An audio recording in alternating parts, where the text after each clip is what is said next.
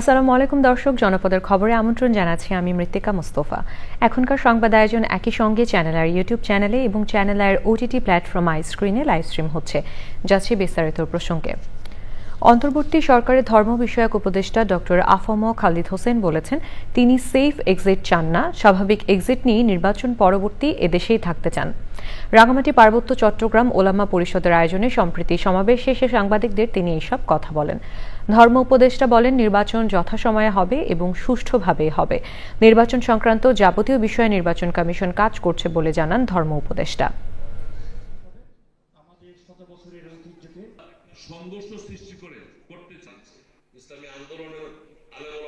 আমরা তো নিজেরা সেফ এক্সিট চাচ্ছি না, অর্থাৎ আমি এই দেশেই থাকবো, স্বাভাবিক এক্সিট চাচ্ছি।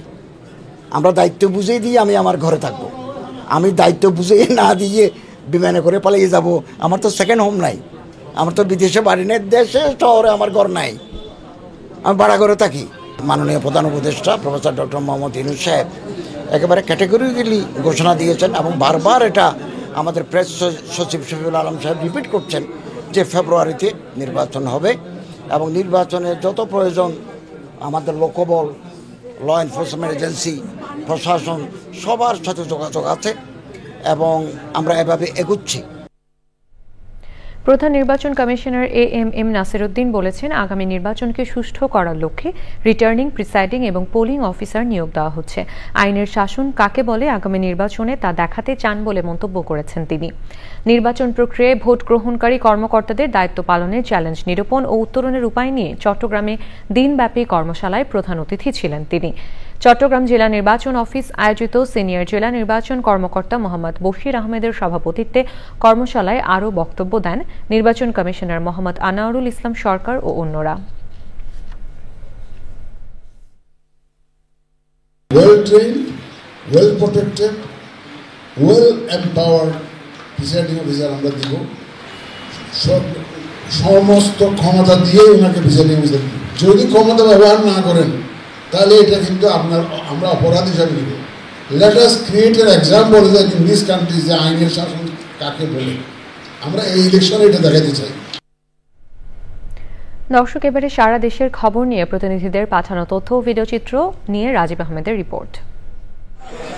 গাজীপুরে বিএনপির ভারপ্রাপ্ত চেয়ারম্যান তারেক রহমানের রাষ্ট্র অবকাঠামো মেরামতের ৩১ দফা দাবি বাস্তবায়নে উঠান বৈঠক করেছেন গাজীপুর মহানগর বিএনপির সাবেক যুগ্ম আহ্বায়ক হান্নান মিয়া হান্নু। এ সময় মহানগর বিএনপি ও সহযোগী সংগঠনের নেতৃবৃন্দ উপস্থিত ছিলেন। অন্যদিকে কাশিমপুরের বারেন্ডা ও হাতিমারা এলাকায় লিফলেট বিতরণ করেছে গাজীপুর মহানগর স্বেচ্ছাসেবক দল। এতে নেতৃত্ব দেন জেলা স্বেচ্ছাসেবক দলের আহ্বায়ক শাহাদাত হোসেন শাহীন। সাবেক সচিব আব্দুল বারীর নেতৃত্বে জয়পুরহাটের কালাইয়ে বিএনপির উদ্যোগে গণমিছিল ও সমাবেশ হয়েছে। সমাবেশ শেষে গণমিছিল শহরের প্রধান প্রধান সড়ক প্রদক্ষিণ করে। নাটোরের দুয়ারিয়া উচ্চ বিদ্যালয় মাঠে স্থানীয় বিএনপির আয়োজনে পথসভা হয়েছে। প্রধান অতিথি ছিলেন ঢাকা মেডিকেল কলেজ ছাত্রদলের সাবেক সাধারণ সম্পাদক ডক্টর ইয়াসির আরশাদ রাজন। টাঙ্গাইল পৌরসভার ১৫ নং ওয়ার্ড বিএনপির উদ্যোগে মতবিনিময় সভা হয়েছে। এতে প্রধান বক্তা ছিলেন জেলা বিএনপির সাধারণ সম্পাদক অ্যাডভোকেট ফরহাদ ইকবাল। গোপালগঞ্জে আগামী ১২ অক্টোবর থেকে ১৩ নভেম্বর পর্যন্ত ৯ থেকে ১৫ বছর বয়সী ৩,৭৩,০৪৩ জন শিশুকে বিনামূল্যে টাইফয়েড টিকা দেওয়া হবে। সাংবাদিকদের সাথে মতবিনিময় সভায় তথ্য জানিয়েছেন জেলা প্রশাসক। নাটোরে ৪,২৯,৮৮২ জনের টাইফয়েড টিকাদান বিষয়ক পরামর্শমূলক কর্মশালা হয়েছে। টাইফয়েডের টিকা প্রদান ক্যাম্পেইন নিয়ে সচেতনতা বাড়াতে পাবনায় গণমাধ্যম কর্মী, চিকিৎসক ও শিক্ষকদের নিয়ে পরামর্শক বিষয়ক কর্মশালা হয়েছে। Rajib Ahmed, channel i. পটুয়াখালী কুয়াকাটা মহাসড়কের পক্ষিয়া এলাকায় র্যাবের কোস্টার ও যাত্রীবাহী বাসের সংঘর্ষে শিশু পিয়াম ও র্যাব সদস্য এসআই আব্দুল আলিম নামে দুজনের মৃত্যু হয়েছে। এই ঘটনায় অন্তত 50 যাত্রী আহত হয়েছেন। পুলিশ ও স্থানীয়রা জানায় সকাল 9টার দিকে র্যাব 8-এর একটি কোস্টার বরিশাল থেকে পরিবারের সদস্যদের নিয়ে কুয়াকাটা ভ্রমণে যাচ্ছিল। এই সময় বিপরীত দিক থেকে আসা বরিশালগামী যাত্রীবাহী বাস অটোরিকশা পাশ কাটাতে গিয়ে নিয়ন্ত্রণ হারালে ওই সংঘর্ষ ঘটে। আহতদের উদ্ধার করে পটুয়াখালী মেডিকেল কলেজ হাসপাতালে পাঠানো হয়েছে।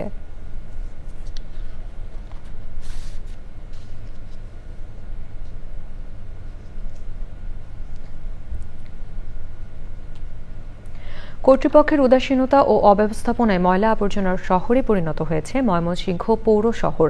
যত্রতত্র ছড়িয়ে ছিটিয়ে থাকা বর্জ্যে বায়ুদূষণ যেমন বাড়ছে, তেমনই বৃদ্ধি পাচ্ছে সংক্রামক রোগসহ স্বাস্থ্য ঝুঁকি।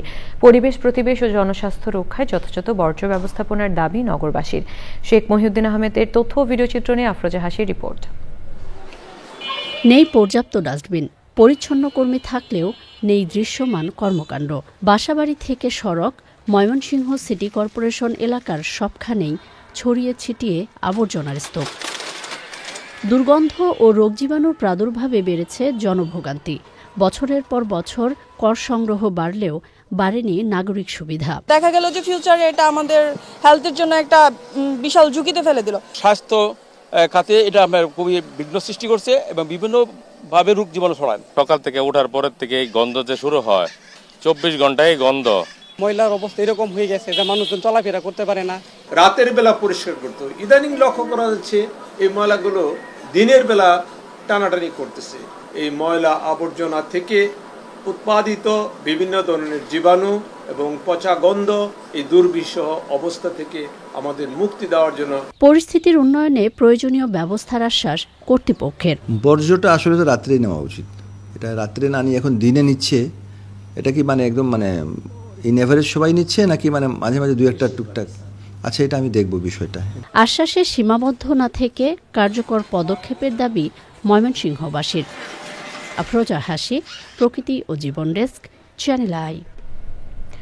জনপদের খবর আজকের মতো এই পর্যন্তই। একটু পরে কৃষি সংবাদ দেখার আমন্ত্রণ জানিয়ে শেষ করছি। ধন্যবাদ সবাইকে।